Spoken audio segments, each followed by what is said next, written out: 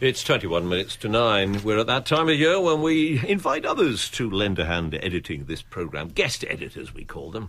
And one of them is the musician Jarvis Cocker. As a taster, here's one of his ideas. He wanted to ask Britain's perhaps most famous atheist, Richard Dawkins, what he does for Christmas. So we arranged a meeting between the two of them at a festive table.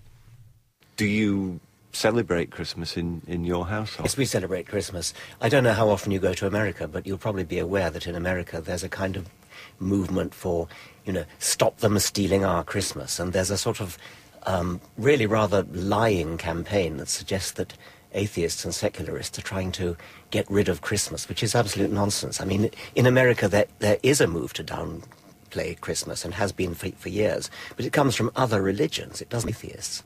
So in America they tend to celebrate Hanukkah and Kwanzaa, just sort of trying to invent other religious festivals around the same time as Christmas. But I'm perfectly happy on Christmas Day to say Merry Christmas to everybody I meet, sing Christmas carols. Once I was privileged to be invited to King's College, Cambridge for their Christmas carols and loved it. I'm the same in a way. I really like the kind of peripheral things about Christmas. I like the smell of tangerines and the smell of a tree and to pull crackers. We're not killjoys, we're not Scrooges. Or some of us may be, as it happens, but it's nothing to do with whether we're religious or not.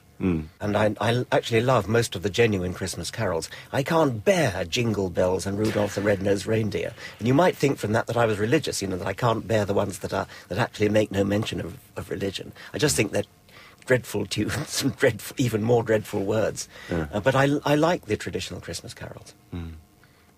So could you describe to me what happens in your house on Christmas Day?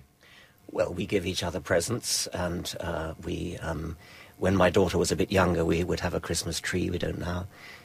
We go to my sister's house for Christmas lunch, which is a lovely big family occasion. Everybody thoroughly enjoys it.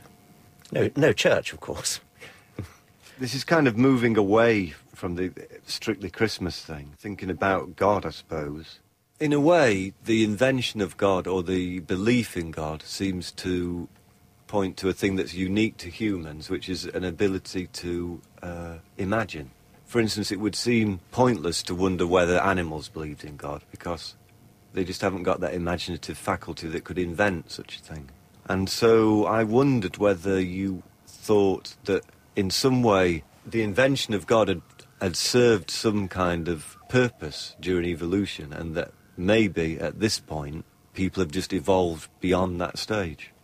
Well, I'd like to pick up on your point about imagination, because you could say that the invention of God, as you said, is a byproduct of the human imagination, and therefore other species are unlikely to have invented the concept of God.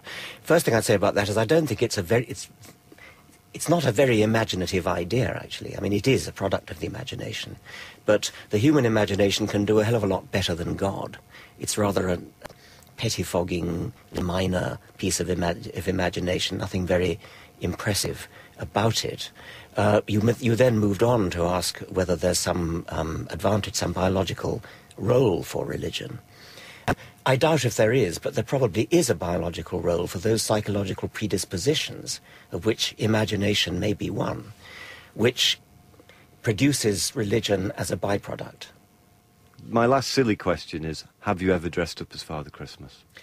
I have never dressed up as Father Christmas. I do have a nice story about when I was a child, and my very first Christmas, can it have been my very first? And maybe my second Christmas. There was a man called Sam who apparently dressed up as Father Christmas, and all the children loved it and all completely fooled by his being there, Father Christmas being there. And eventually he said, "Ho, ho, ho, it's time for me to go back to Greenland," or wherever he comes from. So he left. And then I, the youngest of all of them, said, "Sam's gone," and apparently completely gave away the game to all the other children. So did that make you very unpopular amongst your peers? Amongst the adults, yes. All right, well, Richard, thank you very much for speaking about that. Pull the cracker, as long as I win. Okay. Oh, I didn't even... This is BBC. It didn't even Make a noise. Cheap crackers, saving What have we got licence payers inside? money. What do you expect?